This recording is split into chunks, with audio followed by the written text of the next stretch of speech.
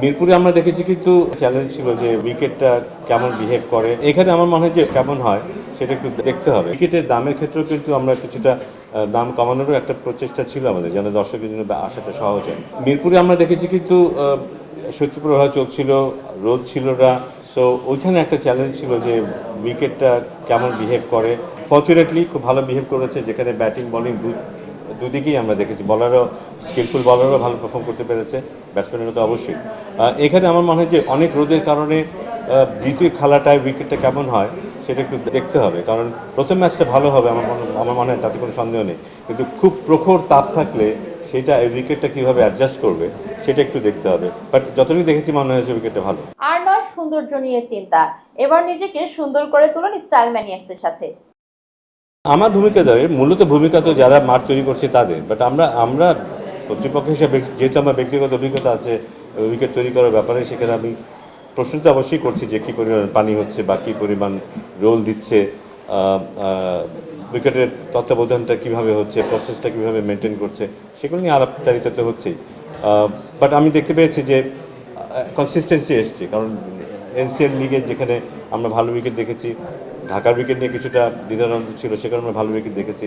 So বোঝা যায় যে আমাদের যারা মাঠ তৈরি করে, পিচ তৈরি করে, তাদের মধ্যে কনফিডেন্স ডেভেলপড হচ্ছে, তারাও একটা প্যাটার্ন পাচ্ছে যে হ্যাঁ এইভাবে করলে বোধহয় ভালো হয়। কারণ যে ওয়েদারে খেলা হয়েছে ঢাকায়, সেটা মোটেই সহজ ছিল না। সেখানেও এমন উইকেট করতে পারাটা কিন্তু কিছুটা ডেফিনেটলি আমাদের গ্রাউন্ডস্টারদের আইডিয়ালি আগে থেকে প্রস্তুত থাকলে তো ভালো। আমি জানি না, এই মাত্রই শুনলাম তার থেকে যে এমন একটা ব্যাপার। না, প্রেস বক্সের কাজটা শুরু হবে হয়তো আজকে বিকাল থেকে বা কালকে থেকে। একদিক থেকে কিন্তু আমরা আগেই করে ফেলেছি ব্যাপারটা, খুব বেশি দেরি করছি তা না। বাট আমার মনে হয় এগুলি আগে থেকে হয়ে গেলে খুব ভালো, তাহলে শেষ মুহূর্তে প্রস্তুতির ব্যাপারটা থাকে না। তখন হয়তো একটু টাচ দেওয়ার ব্যাপার থাকলে সেগুলি করা যায়। আমার দেখে মনে হয়েছে যথেষ্ট ভালো ফার্ম উইকেট, উইকেটে যথেষ্ট ঘাস আছে, উইকেটটা টিকে থাকবে, একটা লম্বা সময় টিকে থাকবে মনে হচ্ছে।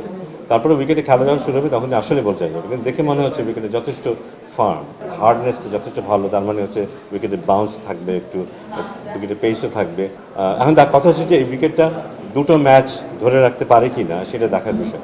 বাট আমার মনে হয় যে পারবে, অবশ্যই অবশ্যই প্রত্যাশা করছে। এবং সে কারণে কিন্তু টিকিটের দামের ক্ষেত্রেও কিন্তু আমরা কিছুটা দাম কমানোরও একটা প্রচেষ্টা ছিল আমাদের, যেন দর্শকের জন্য আসাটা সহজ হয়। এবং আমরা আগের তুলনায় কিন্তু দর্শকদের বারবার বলে এসেছি যে এই যে পানির যে ব্যাপারটা, পানিটা সহজলভ্য হয়েছে। এখন খাবারের যে স্টলগুলো থাকবে সেখানে ঠিক দামে তারা খাবারটা খেতে পারবে। সো এগুলো নিশ্চয়ই দর্শকদের আকর্ষণ করবে।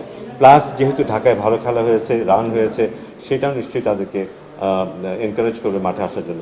আমি আশা করবো যে হাউসফুল থাকবে। জুলাই বিপ্লবে যারা যারা আত্মত্যাগ করেছে তাদের স্মরণে আমরা সবসময় স্মরণ করি তাদের। বাট সেখানে যারা আহত হয়েছে, যারা কন্ট্রিবিউট করেছে, যারা বিশেষ করে আহত হয়েছে, তাদের জন্য একটা একটা জোন আছে এখানে। এবং ডানা 36-এর ব্যাপারটা সেটা তো আছেই। আমার মনে হয় তাদেরকে আমরা সবসময় আমাদের সাথে রেখেছি।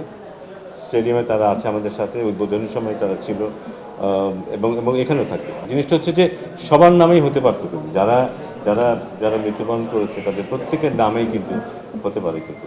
বাট এগুলো যেটা হয় যে প্রতীকী হয়, কিন্তু সাধারণত প্রতীকী হয়। বাট অফকোর্স আপনি বলছেন সিলেটে একজন আছেন, আমরা নিশ্চয়ই সেটা মাথায় রাখবো। ভবিষ্যতে যদি কখনো সুযোগ হয় তাকেও আমরা অন্তর্ভুক্ত করবো। বাট এটা প্রতীকী, কিন্তু যেখানেই হোক এটা প্রতীকী। একজনের মধ্যে দিয়ে কিন্তু আমরা সবাইকেই সেই জায়গাটা দিই কিন্তু। না, আমি একা করছি এই কথা ঠিক না, অনেকেই আছে, সবাই মিলেই কাজ করছে। এবং